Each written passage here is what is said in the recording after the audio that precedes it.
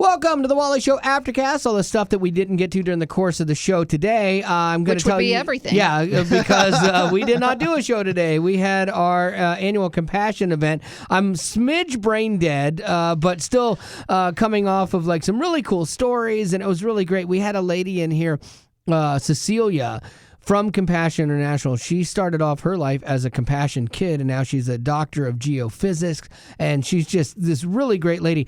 But she and Betty Rock just bonded quickly. And what did they bond over? Being mean to me. Like, she just jumped right in there. I don't know if it's being mean to you. It's just giving you a taste of your own medicine, or if it's just letting you not being able to see past what you're trying to sell us. Yeah, no, just busting my chops. But that's what I love about her, though. It's like she read the room and got right in there and kept swinging with us, and it was fun. Like, she was great. We've been getting kids sponsored, and so this is really cool. Like, if you wanted to sponsor a kid, you definitely could do that. All you'd have to do is go to wayfm.com, and the difference it makes when you hear her talk about hanging on every word of these letters that the sponsors write, it's powerful, and it's one of those things that she's like, I didn't have dreams when I was little because I was just trying to survive. And now when I'm older and I got a sponsor, I got a chance to dream. And you're like, wow, that's amazing. And so you could be somebody that is inspiring somebody. If you've ever thought of yourself as not very inspiring, this is for you, because you could actually inspire a kid to greatness and change the course of their life. And you can do it just by going to wayfm.com. We've been featuring kids. Joy will be featuring kids. Becca will be. If you're listening to, you could just text the word child to 91979 and you'll get a link, and you could help sponsor a kid that way. So if you want to get involved, man, we'd love to see you do that. We have a different set of problems here in the States than kids in other countries deal with, for sure. And like I got frustrated with myself, but then I wasn't sure if I should be mad at myself, and maybe I did the right thing by not doing something. Okay, so the other day we went to Shake Shack. And I love Shake Shack. It's one of my favorite burger places to eat. My wife, we've eaten at it in multiple countries. Before they were everywhere in the States, we used to, if we were traveling, we would seek one out and go. And so I ordered my drink, as I always do. And then I noticed that their hamburger on the side of the drink, like it normally is, was a rainbow hamburger. And I'm like, dadgummit. So it's Pride Month, and so they are doing Pride Month. And you know what? That's their decision as a company as to what to support and what to celebrate. It's totally their right. 100%. 100%.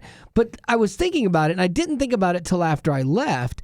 I was like, but then I'm drinking out of this, and it looks like I support it, but I don't. It's not something that I support, honestly. I'm going to be very straight up about it. It's not something that I support. I think that group of people are narcissistic and insecure, and they need people to validate them constantly, regardless of the fact that you have all the rights that everyone else has, but you still need to be validated. And I think it's a little sad, quite honestly, and I don't support that, And so, like, I'm drinking this drink that looks like, oh, I'm fine with this. And I thought about it too late. I was on my way out, and I thought, I think I would be within my right to do this, or within, not my right, but within the bounds of good taste to do this, but do it quietly, to like go to the manager and say, look, this is not a Karen situation. You guys do what you want to do, but you're putting this in my hand that makes it look like I agree with this, and I don't. Can I just have a different glass? I'm not going to yell. I'm not videotaping. I don't want to get everyone in this place to get a different glass,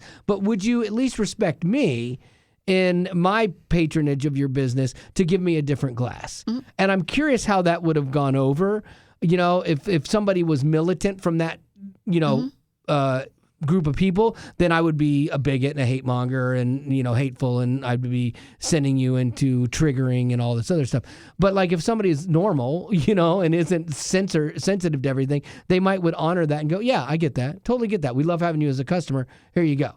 But I think if I had made an issue like screaming like, this is wrong, that's where you lose people, and we talk about this all the time, like the guy with the bullhorn at concerts, turn or burn, you don't make a difference in anybody's life that way. You don't land, And so I was wondering, like, would that have been out of pocket, in your opinion, Betty and Gavin, No. to just go up and ask for a different glass quietly? Yeah, I think you're doing it in a mature manner, and I don't think it's out of character. Well, it's not out of character, but Yeah. I don't think it's extreme. Would you have done that, or do you even think that that's like, okay, that's a little much, you're being oversensitive? I don't think I would have even thought of it. Oh, really? I don't think I would have either. Really? I wouldn't have done anything about it either. Okay. I don't think. And not necessarily sitting there saying like, oh, I will just have to turn my cup and cover the part with my hand or something. Right. Like, I don't know if I would have thought about it. Yeah, because I mean, you could wrap up the cup or do whatever, like to make this statement visibly to people. But to me, it's like it's not necessarily about making a statement It's just for visibly. you. Yeah, to people, but it's like, yeah, it bothers me that now I have to be aligned with something that I don't align myself with because I'm just at your place. And again, 'cause you have that's the how- right to do that. That's how they would per se spread the Right. the imagery of Shake Shack's Well, and ultimately, support too. it goes back to they are using the gay community Yeah. to sponsor You're and right. promote their own product. Right. Yeah, it's a business call. Absolutely. And all everybody's doing it. It's virtue signaling. Yeah. 100%. Every brand out there, if you like go on social media, is posting Yeah. about Pride Month. And the thing is that you have 25 days to go and retest that theory. I know, So if I've thought about If you that. go back and eat at Shake Shack in the next 25 Right. days, you should see what happens if you want to do that. I have thought about that. But then I'm like, okay, well now I'm just going back to make a statement, And so for me, Yeah. maybe my statement, instead of doing it intentionally, it's like when people set people up to have a moment on video and they're going to argue and stuff. So for me, I guess I look at it and I go, well, I missed that opportunity. Now I'm just going to vote with my wallet. And I'll go. You mentioned to that about Disney Five Guys. all the time. Absolutely. Is, the way that Disney is going to shift back to, different, the old different message that was always successful. Yeah. Is by not going and seeing movies that look like they're going to support that message. You know what's fascinating is I went to see If, and you've seen If, and Betty Rock, you're gonna see it, right? Okay, so I'm not gonna. I don't want to ruin anything here. I'm not gonna give you any plot points, so you don't have to. I spoiled freak out. that earlier. Oh, did you really? Oh man. No.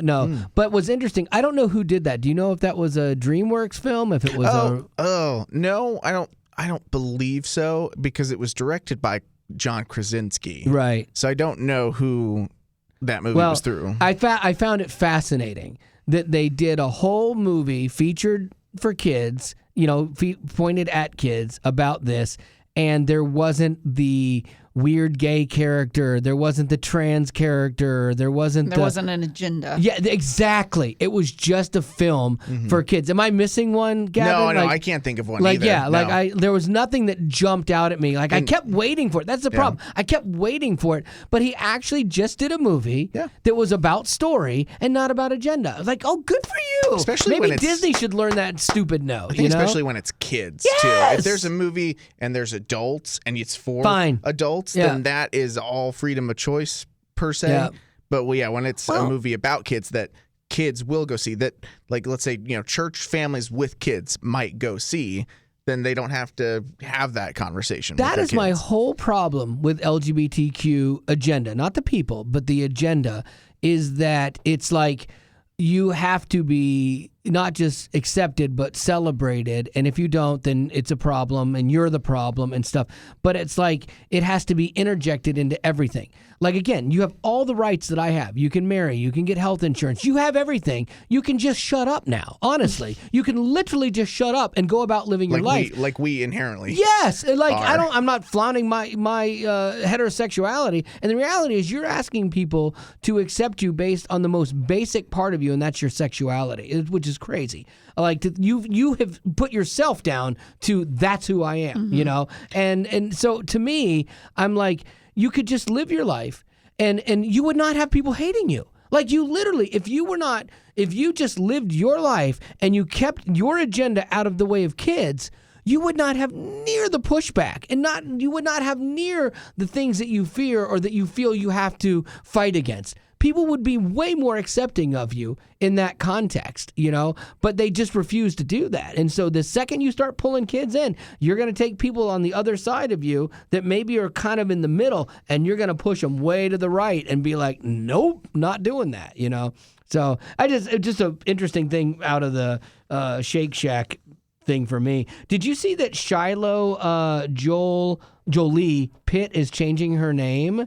Did you see that? You did see this. One of the kids, right? One of the kids. I think she's turned like 18, and she filed paperwork to change her name. And what do you think she's doing? She's just removing Pitt from her last name. That's a message. Like, that is sending a message to old Bratty boy that you're like, you're not my dad, or I don't. You hurt my mom, and I'm not taking this. That would crush me as a father if that was the case. If I had gotten divorced and then I was to blame for it, technically, or in the eyes of my kids, to the point where she changed her name and left her mom's name in. Oh, that landed. Whew. There's not much more to say about it. It's just sad. Yeah, that's a rough one. Like, your dad would be devastated if you got rid of your last name. Well, if I ever get married, I will. No, you can't. You have to keep your last name. I'm getting rid of that sucker. I would get rid of your last name too. What do you got, Lady Rock?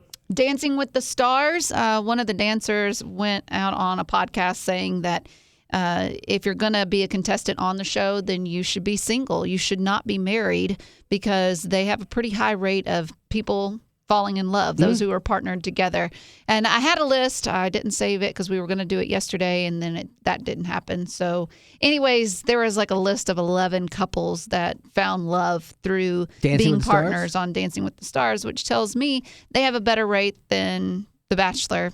Yeah, because The Bachelor ends in a lot of proposals, but then the marriages don't work out, or they don't even get married, or like the Golden Bachelor even broke up after getting married 6 months later. Can you believe that? Well, what I can't believe is that we're still doing the show. Yeah, That's the stupid. new one comes out. Yeah. The Dancing with the Stars doesn't surprise me at all about they falling spend in a lot love. of time together. Absolutely. You have to get emotional and all that. Well, you're all up in people's business. There's not room for the Holy Spirit. No. That's true. Well, You got to there's leave not room for the Holy Spirit when you're dancing. There's also not the full-blown expectation that this is the only thing that you're here for. I think it's more successful because there's a byproduct versus a direct, it's not a direct part of the equation that's expected out of people. No pressure. Yeah. Well, I see, but the scenario that you're in, it's built for that, because like Betty says, you're there a lot long hours, and then it's all about romance and passion, and same with movies. I'm fat, and I'm not even remotely shocked when people work on a movie together and they end up falling in love. And now it's great when you're single, but so this person is right. That's great. But when you're married and all of a sudden your heart gets turned to somebody else, that's a problem, and so that's why my Baptist raising church had it right. We don't do dances. We didn't do dances at school because no good comes from dancing, especially after midnight. So well, there you go. What birthdays do you got, Rock? I got one. Is it a good one? Yes. Is it a good one? They're all Wow. What's good. considered a bad one? I don't know. I'll let you know. Who is it?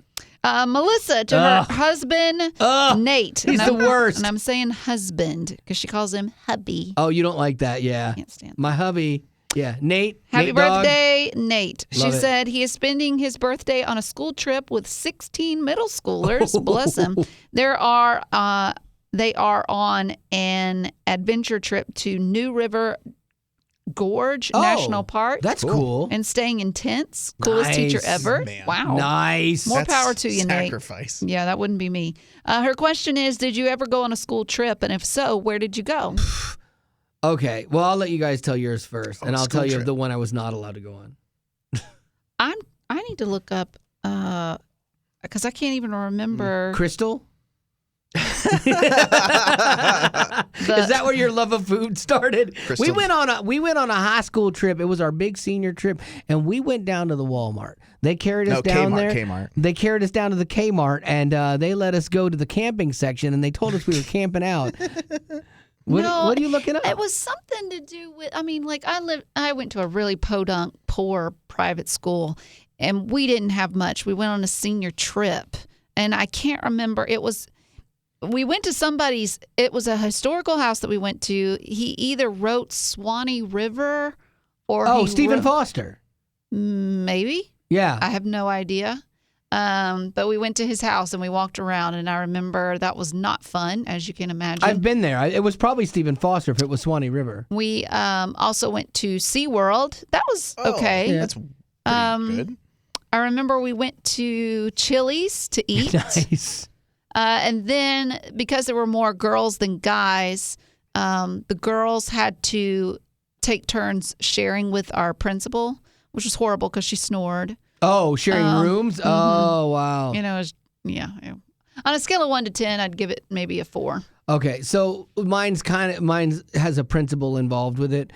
When I was in high school, we did a big senior. I went the opposite of Betty. I went to a very wealthy Christian school, but I was not a wealthy kid. My mom worked there, so we could go.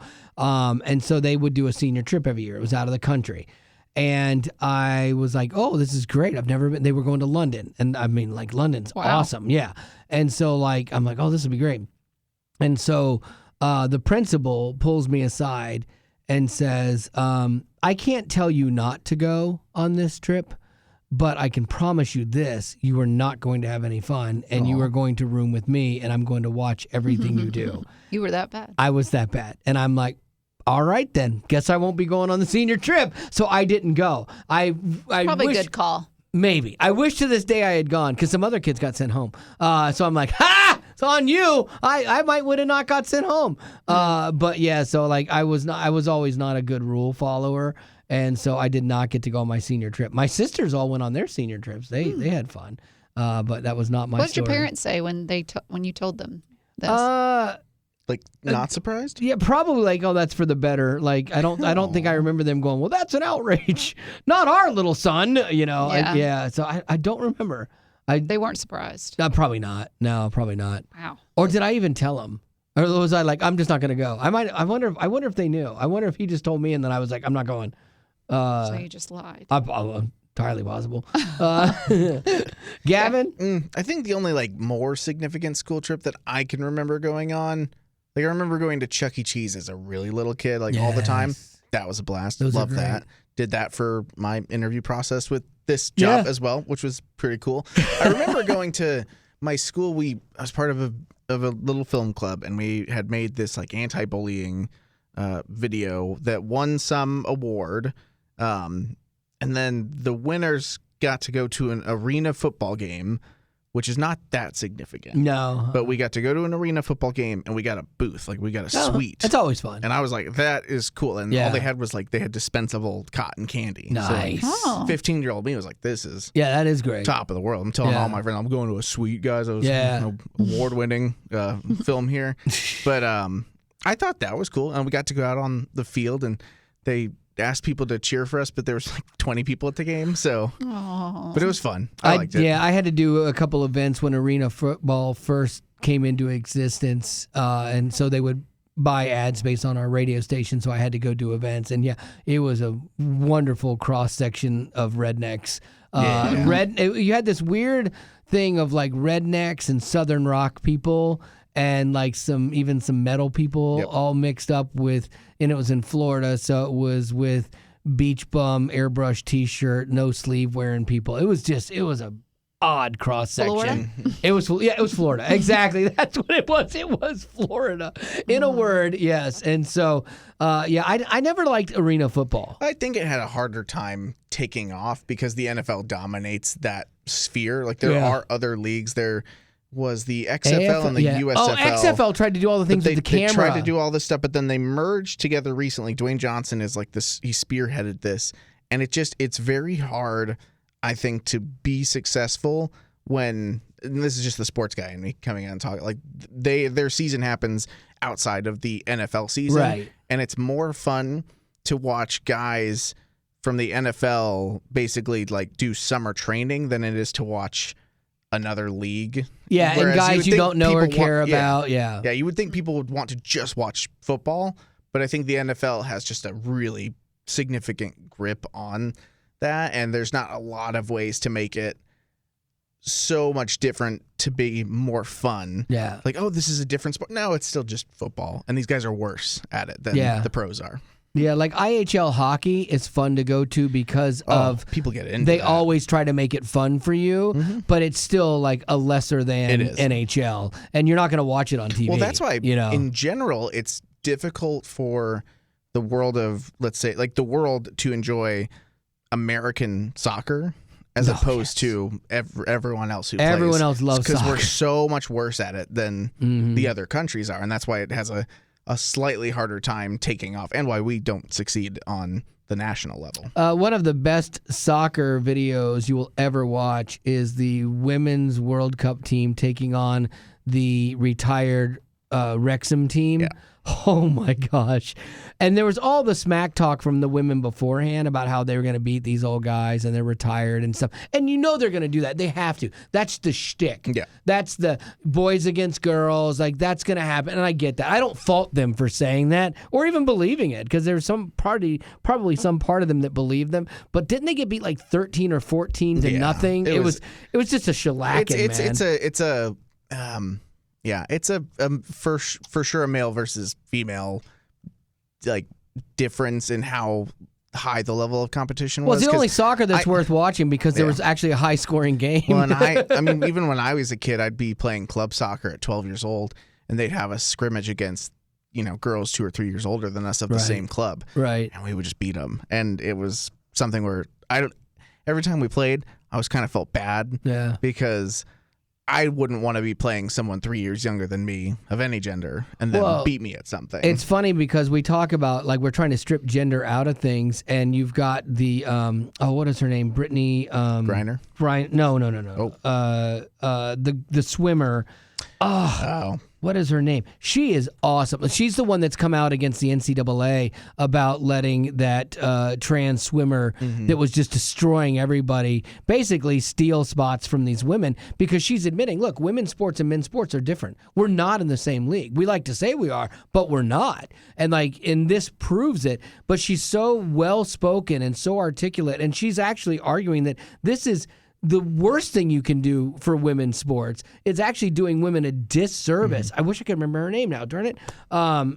She was so informed and really good at talking about that, and it garnered respect because she wasn't towing the line of, well, we're just as good as the men. She was saying, we're not, and this is a problem. Yeah, you know. Leah Thomas? No, that was the trans swimmer. Riley Gaines. She was amazing. Like, she's definitely worth seeing interviews with her if you're remotely passionate about that subject, or you think, yeah, that's kind of wrong. Like, she's really good at breaking down. And what the NCAA and her college told her, she was like, well, they basically threatened me, and then ended up, I found my voice. Because, okay, for example, so she swims against the trans guy. He's killing everybody. She swims against him. She actually ends up tying him, which was a big deal, okay? So they go to do the award. So they're like, okay, it's a tie. And they're like, Riley, Leah's going to hold the trophy because, well, that's kind of what we want the world to see. And so she, who actually did something more amazing than him, and I'm going to call him a him because he still had all his faculties. And then they made him change in the same dressing rooms as them, with everything still. And it's like, if I'm their dads, I would have been like, absolutely not. Yeah. You know. And she's like, somebody needed to speak up for us because the colleges were bullying us, the NCAA was bullying us, and but she's like, that was the final straw, because what she did was amazing to tie this guy, and they disrespected her all because of the trans agenda. And once again, another business using that group of people to promote themselves. Absolutely, and to look like you're not tone deaf. And so, yeah, it's a crazy world we're living in, and it's only going to get crazier with the election, and that's going to do it How did we get there from the birthday? We always get to the... Oh, yeah. Not it we, makes sense you. because we started out on Shake Shack, but... Yeah, but it came now full we're back. circle. Look at that. But it worked. It morphed. It was there was a reason for it. All right, anyway. But we can't remember what it was. Can't remember what it was to save my life. All right, that's going to do it for your Aftercast for today. We are doing our compassion event, but we love you, potties, so we're still trying to come in here after that event and do an Aftercast for you as well. So thank you so much for being a potty. Growing up in poverty has never been easy for children, but with the added challenges of the pandemic, conflict, and natural disasters, families around the world are facing an unprecedented food crisis. Unfortunately, those who are already hungry are now even more desperate. But by sponsoring a child through compassion, you can help provide life-sustaining essentials such as food and clean water. And with your compassionate support, that child can not only survive, but also flourish. You can find out how and choose a child to sponsor when you click on the compassion banner at wayfm.com.